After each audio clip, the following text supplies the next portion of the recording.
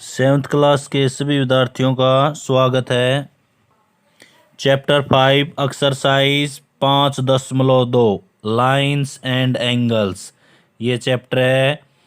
इसके अंदर पहले कुछ नियम करते हैं हम। ट्रांसवर्सल के नियम होते हैं तो उन नियम के द्वारा एक्सरसाइज को सॉल्व करेंगे।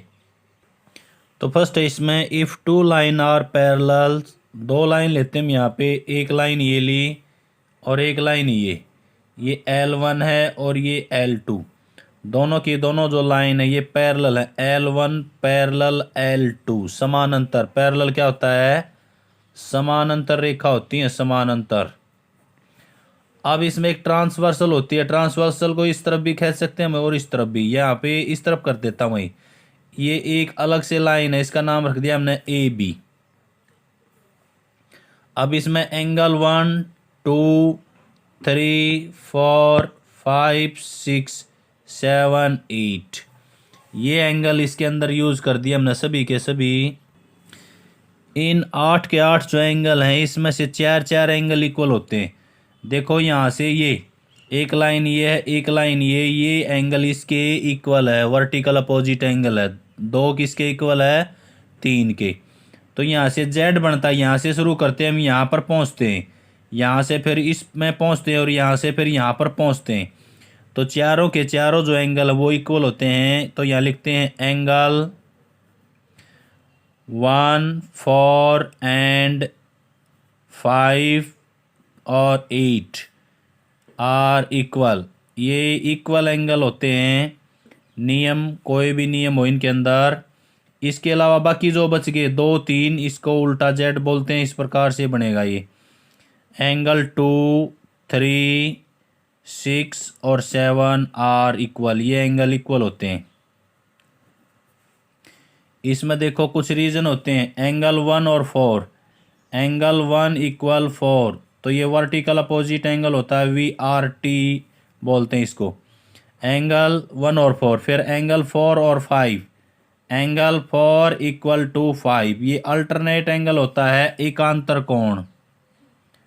अल्टरनेट एंगल, एकांतर कोण बोलते हैं इसको हिंदी में, एकांतर।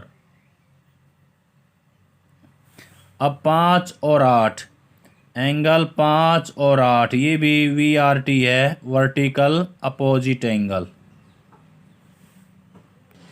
तो ये पहले में था। दूसरे में भी यही रूल है। 2 और 3 वर्टिकल अपोजिट एंगल है, यहाँ से 3 और 6 अल्टरनेट एंगल हैं और 6 और 7 फिर वर्टिकल अपोजिट एंगल है। तो ये रूल इसके अंदर यूज होते हैं। इसमें क्रॉसपोंडिंग एंगल भी बोलते हैं। एंगल 1 और 5, एंगल 1 और 5 क्या होते हैं इसमें? Corresponding angle. 2 और 6 क्रॉसपोंडिंग एंगल हैं। लिखता हूँ मैं यहाँ पे angle 1 and angle 5 are corresponding angles. 1 और 5, 2 और 6 भी। एंगल 2 एंड एंगल जो 6 है are corresponding angle.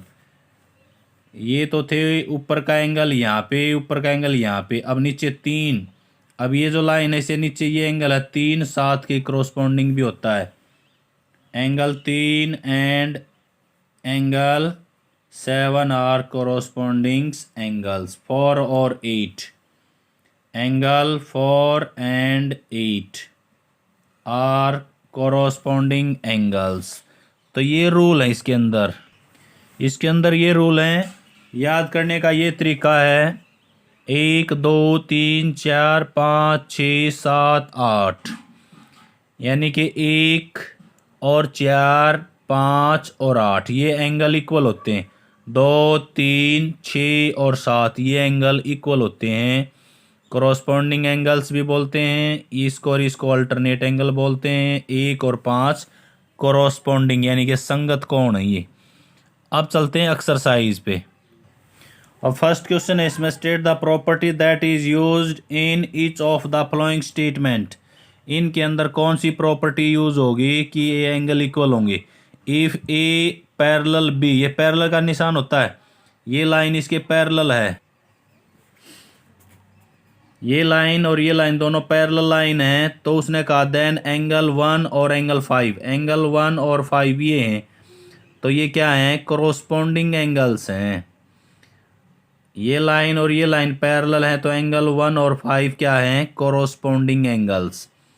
Angle 4 and 6, 4 ये है और 6 ये है, ये अल्टरनेट एंगल हैं। क्या बोलते हैं इसको, alternate angle. If angle 4 and 5 is equal to 180 then A parallel to B.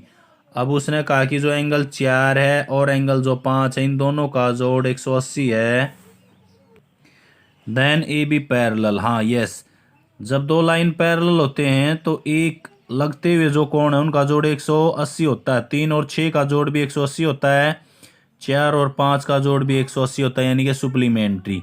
ये भी ट्रू है, यानी कि सही है। तो इसमें पहला एंगल 1 और 5 क्यों है, क्योंकि A1 और A2 पैरेलल लाइन है और एंगल 1 और 5 कोरोस्पोंडिंग्स हैं। अगला कहा उसने 4 इक्वल टू 6, तो ये एंगल क्या होते हैं, अल्टरनेट एंगल हैं, ये अल्टरनेट एंगल्स, एकांतर कोण है, इसलिए ये क्या है, इक्वल है। अगला था इसमें एंगल जो 4 है, angle 4 plus 5 is equal to 180, then A1 parallel है A2, यानी कि ये तीसरा पार्ट है। ये कोरोस्पोंडिंग्स नहीं, इंटर एंगल है, दोनों इंटरसेक्ट पैरेलल लाइन। आकृति की ये इस प्रकार से, ये इस प्रकार से फिगर दे रखी है उसने बुक में। ये एंगल 1 है, ये 2 है, ये 3 है, ये 4 है, ये 5 है, ये 6 7 8, इस प्रकार से। एंगल 4 और 5 दोनों का जोड़ 180 होगा, क्योंकि ये लाइन और ये लाइन क्या, दोनों पैरेलल हैं। पैरेलल लाइन है तो इंटर एंगल दोनों एक ही साइड में, उनका जोड़ 180 होता है। क्वेश्चन नंबर सेकंड करते हैं इसी का। Second and the adjoining figure identify the pair of corresponding angles. Corresponding angles ये होते हैं 4 8 1 5 3 7 2 6, यानी कि जब ऊपर के लाइन के ऊपर के एंगल लेते हैं तो यहाँ पर भी लाइन के ऊपर के एंगल लेने हैं। तो यहाँ पे 4 और 8, 4 और 8, एक तो ये हो गया, दूसरा हो गया इसमें 1 और 5, ये दोनों एंगल हो गए। फिर हो गया 3 और 7, तो 3 और 7 एंगल 3 और एंगल 7, एक ये हो गया, और एंगल 2 एंगल 6, एंगल 2 एंगल 6, ये क्या हैं, कोरोस्पोंडिंग एंगल्स हैं, ये संगत कोण है। The pair of alternate inter angle, inter होता लाइन के अंदर की, एक लाइन ये एक लाइन ये, तो ये अंदर के कोण है 3 और 5, यानी कि अल्टरनेट में 3 और 5 एंगल 5, ये इंटर एंगल हैं। 2 और 8 एंगल 2 और 8, ये इसके इक्वल होता है, ये इसके इक्वल होता है, ये सेकंड का आंसर है। थर्ड है the pair of inter angle on the same side of the transversal, यानी कि ट्रांसवर्सल के एक ही साइड के जो कोण है वो बताने हमने। अब एक साइड में तो ये देखो, ये ट्रांसवर्सल होगी हमारी 2 5 3 8, तो इसका आंसर हो जाएगा 2 एंगल 5, ये एक साइड के हैं, एंगल 3 और एंगल 8, ये एक साइड के एंगल हैं, इंटर एंगल है। चौथा इसमें the vertical opposite angle, vertical opposite angle बताया था, एक लाइन ये है एक लाइन ये, तो ये और ये वर्टिकल अपोजिट हैं, तो यहाँ लिखेंगे एंगल 2 एंगल 4, एक तो ये अपोजिट हैं, एंगल 1 और 3, एंगल 1 एंड एंगल 3। फिर नीचे लिखेंगे एंगल 8 और 6, एंगल 8 और एंगल 6। इसके बाद एंगल 5 और 7, यहाँ लिखेंगे एंगल 5 और एंगल 7, ये क्या होते हैं, वर्टिकल अपोजिट एंगल। तो ये जो फर्स्ट क्वेश्चन करने से पहले एग्जाम्पल के तौर पे बताया था, सारे के सारे क्वेश्चन वहीं से हैं। अब करते हैं question number third. Question number third है in the adjoining figure P parallel Q, ये लाइन और ये लाइन पैरेलल हैं। अब की बारी फाइंड द अननोन एंगल, तो अननोन एंगल निकालने हैं। देखो यह पैरेलल है ये, और ये ट्रांसवर्सल है, तो ये एंगल इसके इक्वल होगा 125 के। अब देखो इस पे ये स्ट्रेट लाइन है, इन दोनों का जोड़ कितना होगा 180, तो ये कितना है 55 का बच गया हमारे पास। ये 55 का तो ये भी 55 का, ये 55 का तो ये भी 55 का, ये 55 का तो यहाँ पर भी ये 55 डिग्री का। अब ये जो एंगल है ये इसके भी इक्वल होता है, ये 125, ये 125 तो ये भी 125। वो यानी कि जो पहले वाले नहीं, या जो फिगर है इसको हम इस प्रकार से भी लिख सकते हैं, यानी कि बुक को टेढ़ा करके। तो मैंने जेड बनाया था, यानी कि ये एंगल इसके इक्वल होगा और इसके 125, ये भी 125, ये 125, ये 125 का, ये 55 का तो ये भी 55 का, यहाँ से ये 55 का चला जाएगा और फिर ये 55 का। यानी कि वही ट्रांसवर्सल का रूल यूज करके हमने सारे के सारे कोण इक्वल बताने हैं कि कौन कौन से एंगल इसमें इक्वल हैं। अब करते हैं क्वेश्चन नंबर 4। अब क्वेश्चन नंबर 4 है, इसमें ये लाइन और ये लाइन पैरेलल लाइन है। यहाँ पे ये एंगल 110 का दिया उसने, तो यहाँ पर ये एंगल कितने डिग्री का बचेगा हमारे पास 70 डिग्री का बचेगा, क्योंकि ये स्ट्रेट लाइन है और स्ट्रेट लाइन पर पूरा एंगल क्या का होता है 180 का। इसका नाम रख देते हैं मैं एंगल 1। अब ये एंगल इसके इक्वल होता है, ये होते हैं अल्टरनेट एंगल, यानी कि एकांतर कोण।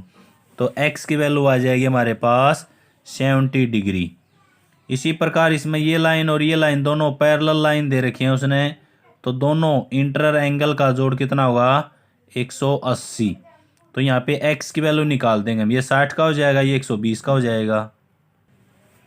क्वेश्चन नंबर 4, यहाँ पे ये एंगल 110 डिग्री का दिया उसने, और ये एंगल हमने निकालना है x की वैल्यू। और ये एंगल लिया हमने 1, तो एंगल 1 प्लस एंगल 110 दोनों का जोड़ कितना होगा 180 डिग्री हो जाएगा, क्योंकि ये एक स्ट्रेट लाइन है, या लीनियर पेयर भी लिख सकते हैं हम इसको, लीनियर पेयर।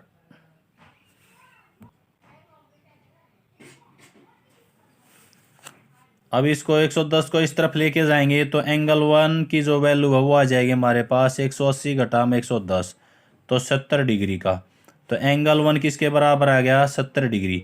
और जो एंगल 1 है वो x के बराबर है, क्यों ये लाइन और ये लाइन पैरेलल हैं। एंगल 1 इज इक्वल टू है एंगल x, क्यों L1 पैरेलल है L2, ये दोनों लाइन क्या है यहाँ पे पैरेलल हैं। एंगल जो 1 है वो 70 है, तो एंगल x भी क्या होगा 70 डिग्री का। तो ये फर्स्ट आंसर था। सेकंड पार्ट है, इसमें दो लाइन है, एक लाइन ये ली हमने, दूसरी लाइन ये, दोनों पैरेलल लाइन है और ये ट्रांसवर्सल है। यहाँ पे ये एंगल x है और ये एंगल 2x है, दोनों का जोड़ कितना हो जाएगा 180। Angle x plus angle 2x is equal to है 180। इसके अंदर देखो इसमें भी यही रूल यूज किया था हमने, ऊपर जो लाइन थी, या इसमें कह सकते हैं कि L1 और L2 दो पैरेलल लाइन है और अंदर के कोण है, यानी कि ये दोनों के ये इंटर एंगल हैं और इंटर एंगल का जोड़ 180 होता है। तो x ये हो गया 2x ये, तो 3x हो गए, 3x बराबर है 180। यहाँ पर x की वैल्यू आ जाएगी हमारे पास 3, इसको डिवाइड करेगा तो ये हो गया हमारे पास 60 डिग्री। अब देखो ये 60 डिग्री की वैल्यू आ गई हमारे पास।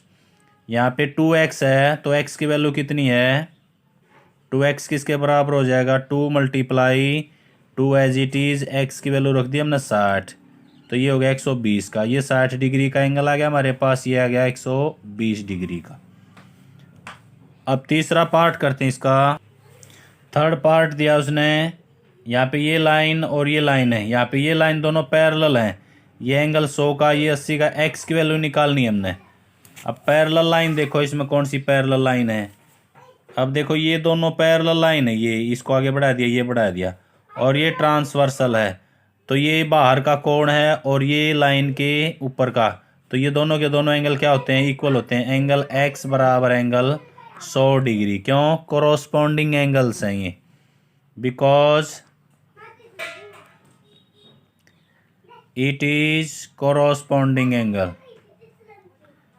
ये क्रॉसपोंडिंग एंगल हैं, तो इसलिए क्या है, ये इक्वल होते हैं। यानी कि जेड भी बना सकते हैं यहाँ से, ये एंगल है तो यहाँ पे जाएगा, ये इसके इक्वल आ जाएगा अपने आप। Question number 5।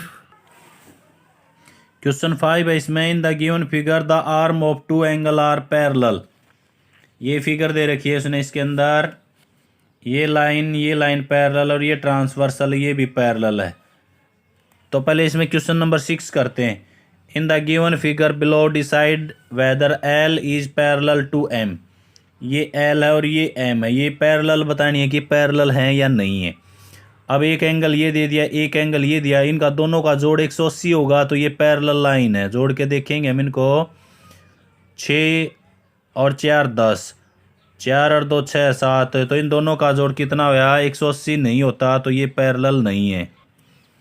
अब यहाँ पे देखो, ये लाइन इसके पैरेलल है, तो ये अंदर का जो कोण है यहाँ से, ये इसके इक्वल होगा और ये इसके, लेकिन ये 75 का, ये 75 का, तो ये भी क्या इसमें गलत है। यहाँ पे ये दोनों भी पैरेलल लाइन नहीं है। अब इसमें जो तीसरा पार्ट है, अब ये लाइन और ये लाइन यदि पैरेलल है तो ये एंगल इसके इक्वल होगा। यहाँ पे यहाँ से यहाँ जाएगा और यहाँ से फिर यहाँ आएगा और फिर इस प्रकार यहाँ चला जाएगा। अब ये एंगल 57 का है, तो ये एंगल भी 57 का होना चाहिए, और ये स्ट्रेट लाइन है, तो इन दोनों का जोड़ 180 होना चाहिए। 123 में 57 जोड़ेंगे तो हमें कितना हो जाएगा, 180। तो यहाँ पे ये सही है, यानी कि एल पैरेलल है एम, इसमें सही है ये। अगला 4 पार्ट करते हैं इसमें। यहाँ पे दिया उसने, अब ये लाइन और ये लाइन पैरेलल का उसने, तो यहाँ से ये एंगल दिया उसने, तो ये एंगल किसके इक्वल होगा, यहाँ पे इसके इक्वल होगा और फिर ये इसके इक्वल होगा। अब ये एंगल 72 डिग्री का है, ये 72 का, तो ये 72 का। अब इन दोनों का जोड़ 180 होना चाहिए। 8 और 2 10 हो गए, 9 और 7 16 और 1 ऐसल का 17, तो 170, इनका जोड़ 170 आया। तो ये पैरेलल नहीं है, L1 पैरेलल नहीं है M के, यानी कि ये दोनों की दोनों जो लाइन है ये समानांतर नहीं है। इन दोनों का जोड़ यदि 180 डिग्री होता तो फिर ये पैरेलल होती। तो ये था क्वेश्चन नंबर 6। क्वेश्चन नंबर जो 5 है वो सोल्व करके बताता हूँ कैसे सोल्व करेंगे। क्वेश्चन नंबर 5, अब इसके अंदर जो ए बी है, ये जो लाइन है ये इसके पैरेलल लाइन है, और हमने इसके अंदर ये एंगल इसमें बताना है कि जो एंगल है इसके अंदर फर्स्ट पार्ट दिया उसने कि जो एंगल डी जी सी, एक तो ये एंगल निकालना है, दूसरा निकालना है हमने एंगल डी ई एफ। तो डी जी और सी, यानी कि एक तो एंगल ये बताना हमने, फिर दूसरा डी ई एफ, यानी कि एक एंगल ये बताना। इन दोनों के जो मान है ना, दोनों की वैल्यू फाइंड आउट करनी है हमने यहाँ पे। अब इसमें देखो ये लाइन और ये लाइन पैरेलल हैं, इसको मैं इस तरफ से लेता हूँ यहाँ पे। सपोज करो इस लाइन को हम डॉटेड में आगे बढ़ा देते हैं, इस प्रकार से ये बढ़ा दी। अब ये ट्रांसवर्सल होगी, ये लाइन इसके पैरेलल है और ये ट्रांसवर्सल होगी, तो ये अंदर का कोण है, यानी कि ये एंगल इसके इक्वल होता है। क्यों, क्रॉसपोंडिंग एंगल्स है ये, इसके क्रॉसपोंडिंग एंगल्स होते हैं। पहले बताया, एक लाइन ये ली हमने, एक ये ली, इस प्रकार से ये अंदर का कोण है 70 डिग्री का लाइन से नीचे का, तो लाइन से नीचे ये एंगल बनेगा, तो ये भी क्या होगा 70 का। ये होते हैं क्रॉसपोंडिंग एंगल्स। अब यह जो लाइन है और ये लाइन, अब ये दोनों लाइन भी पैरेलल है, ये ट्रांसवर्सल है, तो ये एंगल इसके इक्वल हो जाएगा। ये भी क्या है, क्रॉसपोंडिंग एंगल्स। इसको इस प्रकार से ले सकते हैं हम यहाँ पे, यानी कि ये लाइन और ये लाइन पैरेलल हैं, तो ये लाइन से ऊपर का एंगल है और ये भी लाइन से ऊपर का, तो ये भी क्या होगा, क्रॉसपोंडिंग एंगल्स होंगे। तो लिख सकते हैं हम यहाँ पे कि angle D G C equal to angle A B C. क्यों, कॉरस्पॉन्डिंग एंगल है ये, कॉरस्पॉन्डिंग एंगल्स।